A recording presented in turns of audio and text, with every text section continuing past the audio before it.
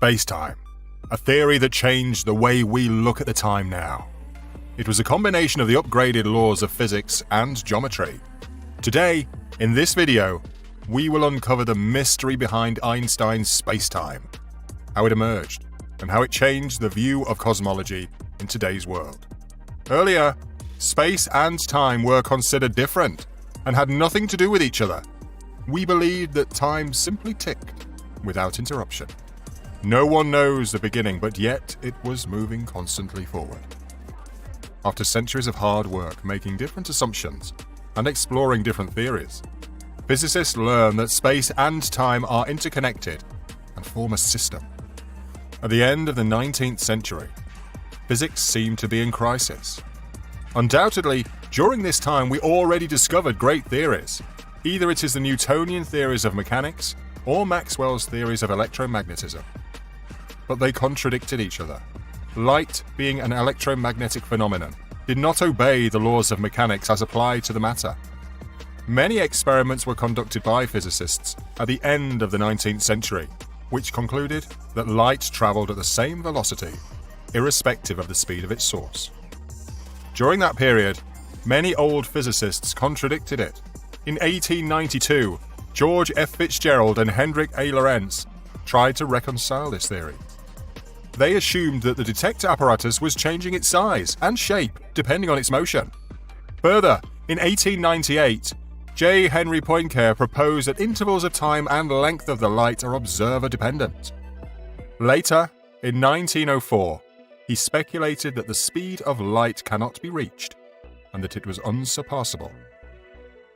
Despite so many efforts, none of them could reach a widely accepted theory about light. It seemed like a dead end. Thanks to Einstein's genius approaches, at the age of 16, he began approaching the problem in a new way. His imagination was way ahead of everybody. He asked what it would be like to travel at the speed of light. In 1905, after studying Fitzgerald and Lorentz's results, he concluded that their results were based on one simple assumption: that the laws of physics and the speed of light are the same for all uniformly moving observers, irrespective of their relative motion. At this point, things turned. For this to be true, it was necessary to accept that space and time were not independent. They are converted into each other such that it keeps the speed of light constant for all observers. Einstein further added that it was the reason why in the experiment by Fitzgerald and Lorentz, moving objects appeared to shrink. Moreover, it was also the reason for moving observers measured time differently. Thus, space and time are relative and depend on the motion of the observer measuring them. All of this gave birth to Einstein's theory of special relativity. Yet Einstein did not conclude that space and time are different components of a single four-dimensional space-time fabric. Hermann Minkowski announced that space and time might fade away independently. Only a union of the two will be able to preserve as an independent reality. Initially, Einstein did not agree with Minkowski's four-dimensional interpretation of his theory, but later changed his mind. He knew that tensor mathematics was necessary to complete his theory of general relativity.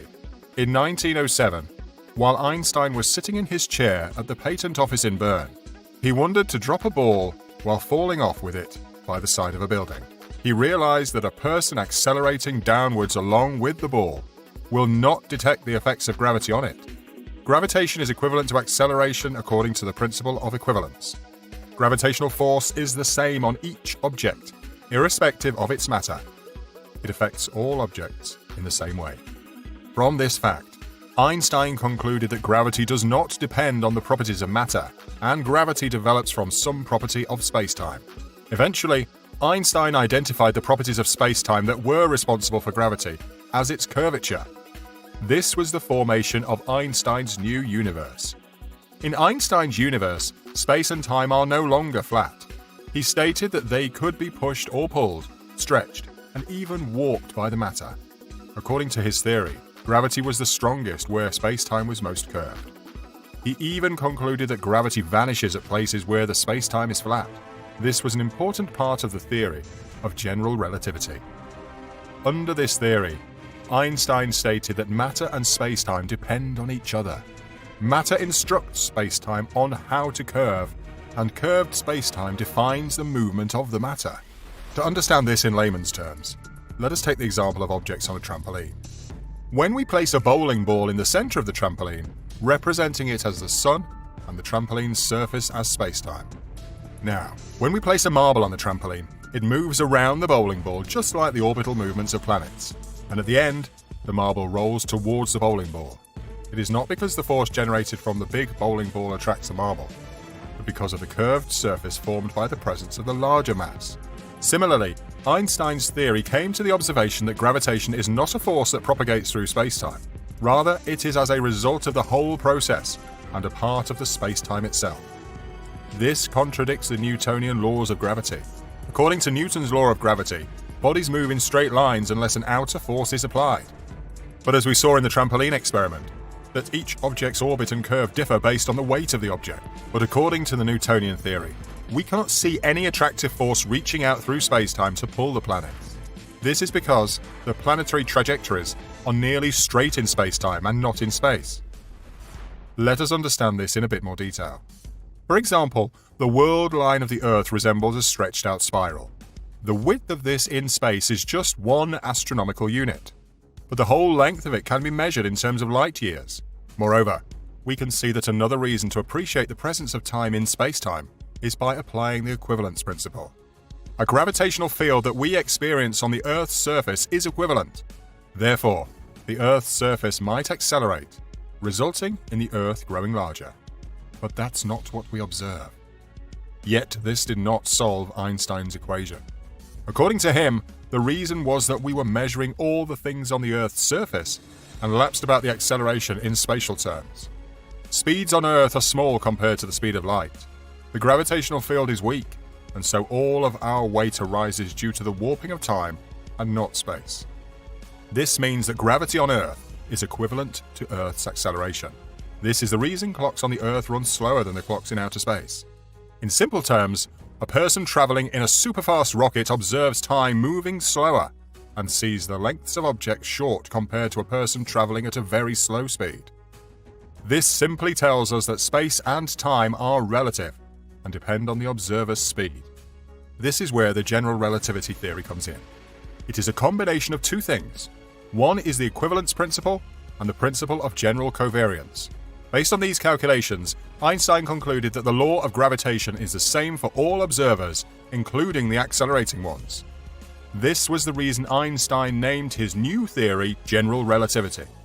He dropped his earlier restriction to uniformly moving observers, which he mentioned in the theory of special relativity. This didn't end here. It was a great challenge for Einstein to conclude this theory and reach the final equations. Einstein took the help of renowned mathematicians of his time to understand and master the abstract mathematics of surfaces and their description in terms of tensors. This included Carl Friedrich Gauss, George Friedrich Bernhard Riemann, Marcel Grossmann, and David Hilbert to reach his final equations of the theory of general relativity. At last, Einstein succeeded in formulating his theory of general relativity. It was Einstein's biggest achievement and was named Einstein's spacetime.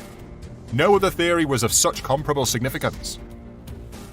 Based on the information and the entire history of the discovery of Einstein's spacetime theory, we can conclude that it defines the movement of planets and other objects in space and spacetime.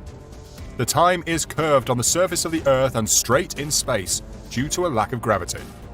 It further defines that time moves slower on Earth due to gravity and faster in space, and also concludes that objects move in elliptical orbits due to their weight in space. According to Einstein, our weight on Earth is because our body travels through warped spacetime.